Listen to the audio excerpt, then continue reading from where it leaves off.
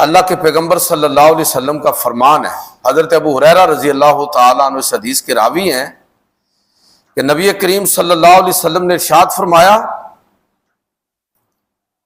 کہ ثلاث منجیات و ثلاث مہلکات، تین چیزیں ہیں جو نجات دینے والی ہیں اور تین چیزیں ہیں جو ہلاک کر دینے والی ہیں۔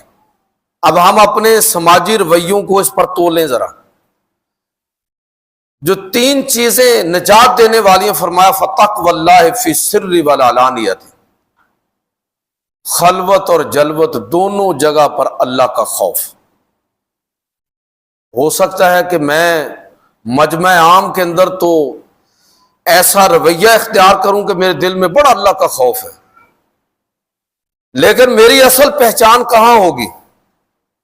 یہ تو اداکاری ہو سکتی ہے نا، میں ایسا رویہ اختیار کروں کہ آپ مجھ سے متاثر ہو جائیں، لیکن مجھے اپنے آپ کو کہاں پر دیکھنا ہے کہ میں صحیح طور پر کھڑا کہاں پر ہوں۔ تو میرے بھائیوں، اپنی خلوت دیکھ لیں۔ جو بندہ خلوت میں ہوتا ہے نا، وہی اصل ہوتا ہے۔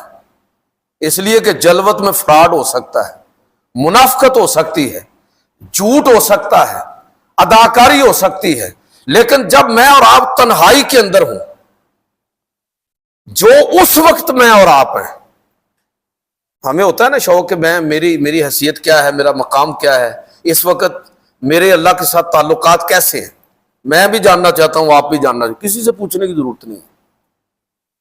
وہ جو اقبال کہتے ہیں نا، اپنے من میں ڈوب کر پا جا سراغ زندگی، میرا نہیں بنتا نہ بن، اپنا تو بن۔ آپ اور میں جب تنہائی میں ہوں، اس وقت ہم کیا ہیں؟ وہی ہے اصل میں ہم، اور وہ میں اور آپ اپنے آپ کو بہتر جانتے ہیں۔ تو اللہ کے نبی نے فرمایا فتقوی اللہ فی السر والعلانیہ،